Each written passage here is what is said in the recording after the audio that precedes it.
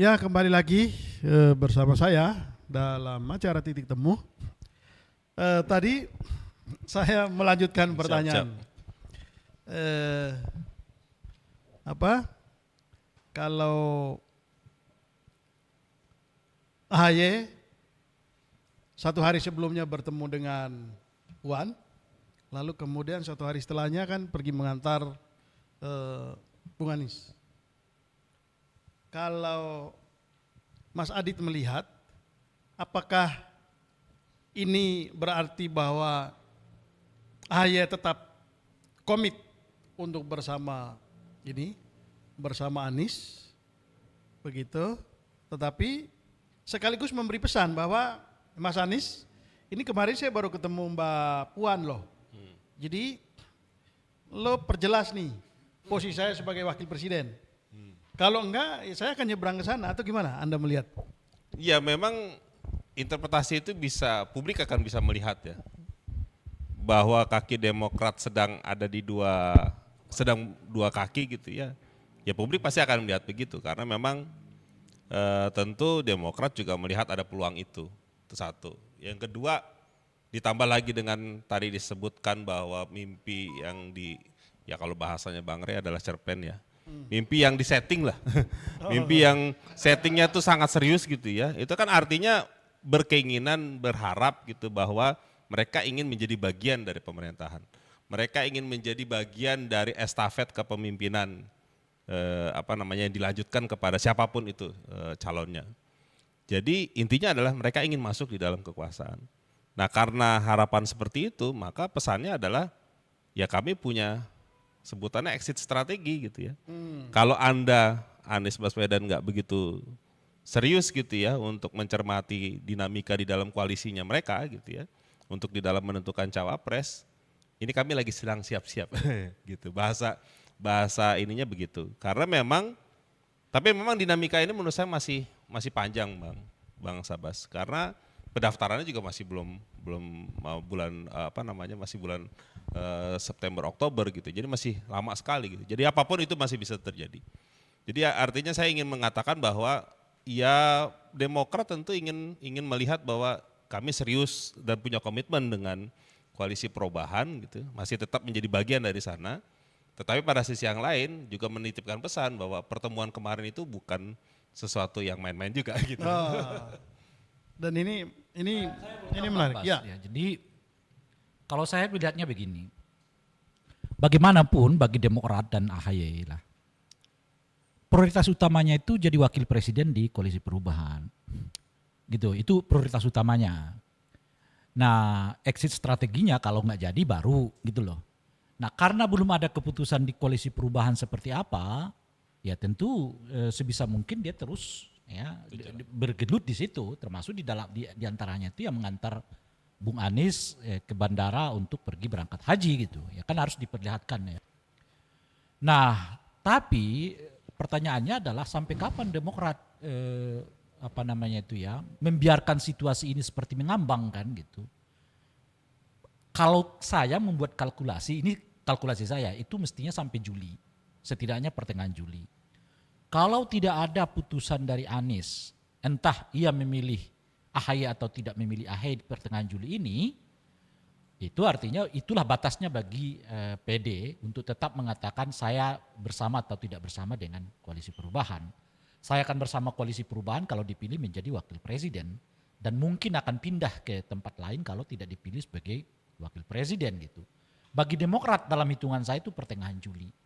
Sebab saya sih melihatnya bagi Anies ini memang strateginya diambangin sampai menjelang pendaftaran ke KPU. Itu yang ini siapa yang punya strategi mengambangkan? Ya Anies lah, kan saya tadi. Mengapa itu dilakukan? Itu yang saya katakan beberapa tempat. Kalau Anies lama baru mengumumkan calon wakil presidennya, 80% kemungkinan besar wakilnya itu bukan AHY. Gitu. Kenapa gitu? Karena kalau AHY pilihannya, menurut saya tidak ada lagi alasan bagi Anies untuk tidak mengumumkannya sekarang gitu loh. Karena membaca Anies sendiri sebagai figur itu sudah nggak terlalu menakjubkan bagi publik. Dia pergi haji aja orang udah biasa-biasa aja melihatnya kan. nggak ada yang ngehebohin gitu loh kira-kira tuh. Di bandara dia pergi ke bandara juga orang biasa-biasa saja gitu. Jadi langkah-langkah politik Anies itu kelihatan sudah nggak ada yang membuat orang berhimpun gitu. Oleh karena itu memang dia butuh figur lain di luar dirinya yang memungkinkan mengangkat kembali citra dirinya sebagai calon presiden itu, dan itu datang dari wakil presidennya. Justru Anies lah yang sebetulnya membutuhkan untuk secepat mungkin mengumumkan calon wakil presidennya sekarang, mengingat figur dirinya ini sekarang sudah relatif tidak mendapat ya halo-halo lah ya dari publik gitu. Dia kemana pergi sekarang juga disambut biasa saja. Dia membuat pernyataan juga disambut biasa saja dan seterusnya. Jadi daya pikat Anies itu kelihatan sudah mulai agak meredup di tengah masyarakat gitu. Sementara Ganjar baru memulainya, Pak Prabowo baru memulainya gitu. Oleh karena itu dia butuh itu gitu. Nah, saya nggak melihat alasan kalau pilihannya adalah AHY untuk memperlambat pengumuman siapa yang. Nah, oleh karena itu kalau Anies memperlambat itu yang saya sebut tadi, besar kemungkinan karena pilihannya memang bukan AHY. Kalau bukan AHY diperlambat itu, ya itulah strategi untuk membuat Demokrat tetap berada di koalisi ini, kalaupun nanti pilihannya bukan AHY gitu. Kalau diumumkan misalnya di ujung September, sementara pendaftaran kita di Oktober, kan sulit bagi Demokrat untuk pindah kemana-mana. Kalau diumumkan calon wakil presidennya itu September gitu. Jadi Anies membuat ini lambat dalam konteks strategi tetap menahan Demokrat di dalam koalisi, tapi besar kemungkinan wakil presidennya bukan AHY. Tapi kalau AHY wakil presidennya, tidak ada lagi menurut saya sesuatu yang mestinya menghambat Anies untuk tidak mengumumkan bahwa AHY ini sebagai calon presiden. Oleh karena itulah kita bisa memahami kerangka-kerangka peristiwa yang terjadi ini gitu. Kan itu dimulai dari pernyataan Andi Arief yang mengatakan kalau belum juga diumumkan calon wakil presidennya, kita bisa evaluasi nih. Kan kira-kira gitu. Nah, begitu Andi Arief menyatakan pernyataan itu ditangkap oleh PDI Perjuangan. PDI lalu mengatakan, loh AHY itu bisa loh kita jadikan sebagai bagian dari calon untuk wakil presiden kan, karena dilihat mulai ada kebimbangan di situ. Seturut dengan itu mulailah pertemuan-pertemuan antara sekjen di antara dua partai ini yang berujung kemudian adanya pertemuan Mbak Puan dengan AHY di Senayan itu, lalu keluarlah mimpi itu gitu. Jadi rangkaiannya itu jelas sebetulnya, dimulai dari dari pernyataan Andi Arief yang mengatakan bisa loh ini dievaluasi gitu, lalu ditangkap oleh PDI, dan PDI tentu saja pada tingkat tertentu menurut saya cerdas. Jadi tidak jadi misalnya lah AHY nanti bergabung dengan Demokrat, setidaknya PDI juga udah mengambil keuntungan politik. Keuntungan politik pertama adalah citra bahwa seolah-olah PDI yang menguasai Ganjar itu agak menurun gitu. Dan yang kedua, PDI seolah-olah tidak bisa negosiasi dengan partai lain itu juga agak menurun dengan ini gitu. Artinya itu mulai membuka kembali keran bagi siapapun untuk mulai mendukung kembali Ganjar tanpa harus merasa bahwa Ganjar ini petugas partai politik gitu loh kira-kira itu. Itu kan bahasa yang mau dikemukakan dari pertemuan itu gitu. Jadi sementara bagi AHY sendiri, jadi nggak jadi juga koalisi katakanlah misalnya dengan PDI itu, dia tuh mendapat keuntungan juga. Dan apa keuntungannya itu? Karena ini bagian dia untuk menekan koalisi perubahan agar segera jadi wakil presiden gitu. Nah pertanyaannya mengapa sih wakil presiden? Menurut saya begini Bung Sebas, kalau AHY tidak wakil presiden di koalisi perubahan dan tidak menang, katakanlah begitu, dalam pemilu 2024, tentu kalau kita berkaca dari survei-survei yang sekarang, potensi menangnya kelihatan agak sulit itu, maka pertanyaannya adalah apa kira-kira nasib partai ini 2024 yang akan datang?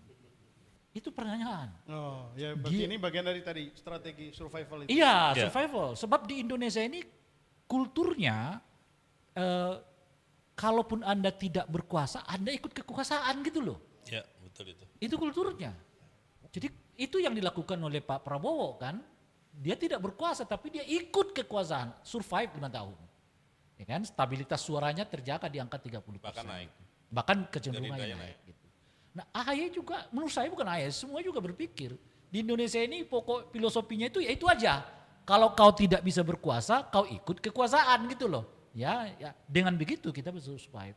Nah, modal Demokrat untuk oposisi lagi di 2024 ke sana ini, saya kira juga menipis gitu loh.